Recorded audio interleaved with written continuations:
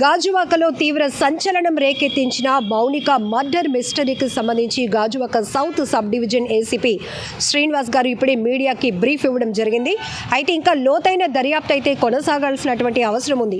ఇప్పటికే మౌనికను నిన్న ఇంటికి పిలిపించుకొని ఉద్దేశపూర్వకంగానే హత్య చేసినటువంటి విధానంగా కనపడుతోంది మాకు. కానీ నిన్న హత్య చేసి ఆ మౌనిక మృతదేహాన్ని ముక్కలు ముక్కలుగా చేసి కొన్ని పార్ట్స్ ఫ్రిడ్జ్లో దాచిపెట్టాడు. అలానే చేతుల భాగాన్ని తల భాగాన్ని అడవివరం రూట్లో ఉన్నటువంటి దారపాలెం జీడి తోటల మధ్య నిర్మానుష్య ప్రాంతంలో తగలబెట్టిన తర్వాత ఆయన మరికొన్ని పార్ట్స్ని కూడా ఇంటి నుంచి తీసుకువెళ్ళి వాటిని కూడా డిస్పోజ్ చేయాలి అనుకున్నాడు. కానీ అతనికి శక్తి సరిపోలేదు. దీంతో ఇమీడియట్గా ఆయన గాజువాక పోలీస్ స్టేషన్కు వచ్చి మాకు లొంగిపోవడం జరిగింది. ఆ తర్వాత మా విచారణలో ఆయన చెప్పినటువంటి రవీంద్ర చెప్పినటువంటి విషయాలను ఆధారంగానే చేసుకొని ఇప్పుడు మీడియాకి బ్రీఫ్ ఇస్తున్నామంటూ కూడా ఏసీపీ చెప్పడం జరిగింది. కేవలం మౌనిక తన నుంచి అనేక రకాలుగా డబ్బుల కోసమే వేధింపులు చేస్తోంది. ఇప్పటికే తనకి చాలా ఇచ్చున్నాను, ఇంకా డబ్బులు కావాలని వేధిస్తూ ఉండటం వల్లే నిన్న ఇంటికి వచ్చిన తర్వాత మౌనికకి తనకి మధ్య ఘర్షణ జరిగింది అంటూ నేవీ ఉద్యోగి రవీంద్ర చెప్పుకొచ్చాడు. ఆ తర్వాత ఆమె ఆ ఘర్షణ నేపథ్యంలోనే మౌనిక యొక్క నోటిని ముక్కుని గట్టిగా నొక్కేసి ఊపిరి ఆడకుండా చేసి హత్య చేసిన తర్వాత ఆ బాడీని డిస్పోజ్ చేసే ప్లాన్లో భాగంగానే ఒక యాప్ ద్వారా అతను ఒక చాక్ని అలానే ఆమెను హత్య చేసిన తర్వాత మృతదేహాన్ని ముక్కలు ముక్కలుగా చేసిన తర్వాత అక్కడ ఎటువంటి ఆధారాలు లేకుండా పూర్తిగా క్లీన్ చేయడానికి ప్యాకింగ్ చేయడానికి కావాల్సినటువంటి కవర్స్ని కానీ ఫినాయిల్ లాంటి లిక్విడ్స్ని కానీ ఒక యాప్ ద్వారానే ఆయన కొనుగోలు చేసుకొని ఆ తర్వాత బాడీ పార్ట్స్ని పూర్తిగా ముక్కలు చేశాడు. తల భాగాన్ని చేతుల భాగాన్ని దారపాలెంలో తగలబెడితే ఈ మొండాన్ని ఫ్రిడ్జ్లో దాచిపెట్టాడు. ఇక్కడి నుంచి ఈ కింద పాట్ని ట్రాలీలో పెట్టి ఉన్నాడు.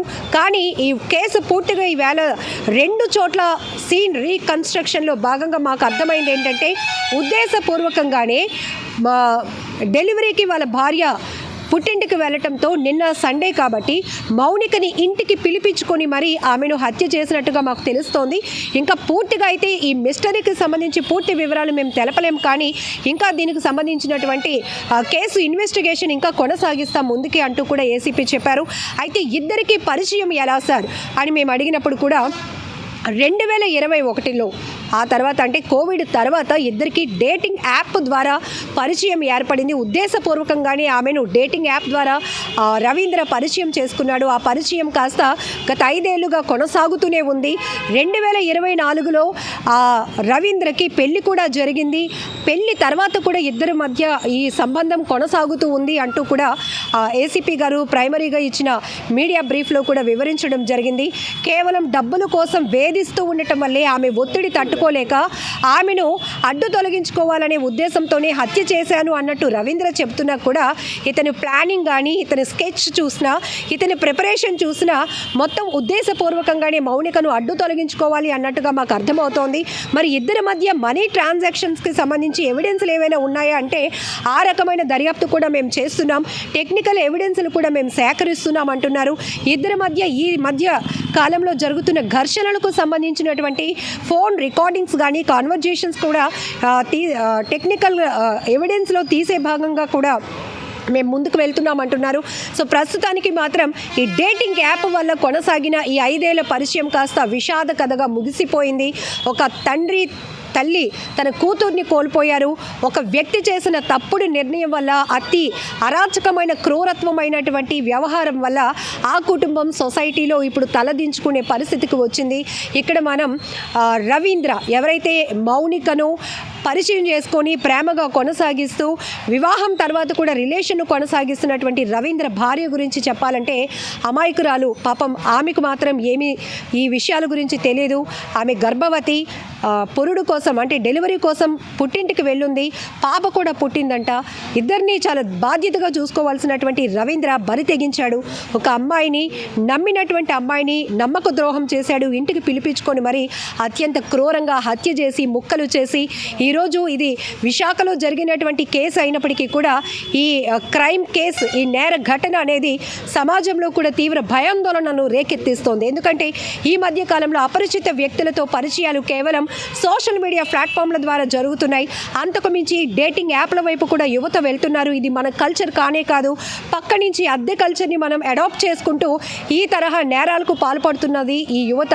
బట్ దీన్ని ఎవరు కూడా అటువైపు కూడా ఫోకస్ చేయకుండా ఉండాలి. ఎందుకంటే మీ ఫ్యూచర్ ఏంటి, మీకు ఉన్నటువంటి భవిష్యత్తు ప్రణాళిక ఏంటి, మీ తల్లిదండ్రులు మీకోసం ఎఫర్ట్స్ చేసింది ఏంటి, మీరు చదువుకున్నది ఏంటి, మీ ఉద్యోగాల తీరేంటి అనేది కనీసం ఆలోచించకుండా ఇలాంటి డేటింగ్ యాప్లను, సోషల్ మీడియాలో కొన్ని ప్లాట్ఫామ్ల ద్వారా కొత్త వ్యక్తుల్ని పరిచయం చేసుకోవడం, నమ్మించడం, ఇళ్లకు రప్పించుకోవటం, వివాహాలు జరిగిన తర్వాత కూడా ఈ రిలేషన్స్ని అగ్రెసివ్గా కంటిన్యూ చేయటం, ఆ తర్వాత ఇది ఒక విభేదాలకి కారణం అవ్వడమో లేకపోతే ఒక కంట్రోల్ తప్పి, అదుపు తప్పి ఇట్లాంటి నేర ప్రవృత్తి వైపు దారితీసే పరిస్థితులు ఉంటున్నాయి. కాబట్టి యువతకి మరీ ముఖ్యంగా తల్లిదండ్రులకు కూడా ఏసీపీ గారు కొన్ని వాల్యుబుల్ ఇన్ఫర్మేషన్ కూడా చెప్పడం జరిగింది.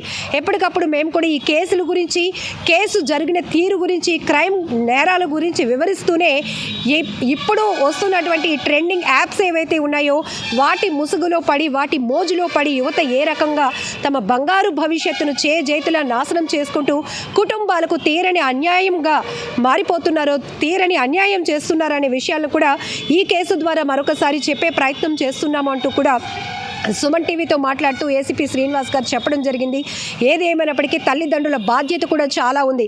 మీ పిల్లలు దేనికి ఎడిక్ట్ అవుతున్నారు, వాళ్ళ టైంని దేంతో ఎక్కువగా స్పెండ్ చేస్తున్నారు, వాళ్ళ జీవితంలోనికి వస్తున్న కొత్త పరిచయాలు నిజంగా మంచివేనా, వాటి వల్ల వాళ్ళకి మంచే జరుగుతుందా, లేకపోతే ఇట్లాంటి నేరాలకు కారణమవుతుందా, వాళ్ళను కూడా నేర ప్రవృత్తి వైపు నడిపిస్తుందా అనే విషయాలపైన కూడా ప్రతి తల్లిదండ్రులు ఫోకస్ చేయాల్సిన అవసరం ఉంది. ఇలాంటి ఘటనలు జరిగినప్పుడు అయ్యో విశాఖలో ఏదో దారుణం జరిగిందట, ఒక అమ్మాయిని చంపేసి ముక్కలు చేసేసాడంటే నేవీ ఉద్యోగి అనే డిస్కషన్తో పాటు ఇలాంటి ఘటనలు మళ్ళీ పునరావృతం కాకుండా ఉండాలి అన్నా కూడా యువతని చాలా జాగ్రత్తగా కనిపెట్టుకొని ఉండాలన్నా కూడా ప్రతి తల్లిదండ్రుల బాధ్యత కూడా ఉందంటూ కూడా ఏసీపీ గారు చెప్పడం జరిగింది. బట్ ఈ కేసు మిస్టరీ అయితే ఇప్పటికీ వీడలేదు. కేవలం తమ విచారణలో నిందితుడు ఎవరైతే ఉన్నారో రవీంద్ర, నేవీలో టెక్నీషియన్గా పనిచేస్తున్నటువంటి రవీంద్ర డేటింగ్ యాప్ ద్వారా మౌనికతో పరిచయం ఎలా ఏర్పాటు చేసుకున్నాడు, ఇద్దరి మధ్య తగాదాలకి కారణం ఏంటి, నిన్న ఇంటికి పిలిపించుకొని ఈ అమ్మాయికి వయసు కూడా 31 ఏళ్ళు, అలానే రవీంద్ర వయసు కూడా 31 ఏళ్ళే అని పోలీసులు ఇచ్చినటువంటి ఇన్ఫర్మేషన్లో చెప్పడం జరుగుతోంది. సో తాటిచెట్లపాలెంకు చెందినటువంటి మౌనికకు, అలానే గాజువాక ఎల్వి నగర్లో ఉన్నటువంటి కీర్తి ఎన్క్లేవ్ 1లో 102లో ఉంటున్నటువంటి రవీంద్రకు పెళ్ళైన తర్వాత కూడా ఇద్దరు ఈ రిలేషన్ని కంటిన్యూ చేయటమే ఈ దారుణానికి కారణంగా కూడా మనకైతే అర్థమవుతోంది.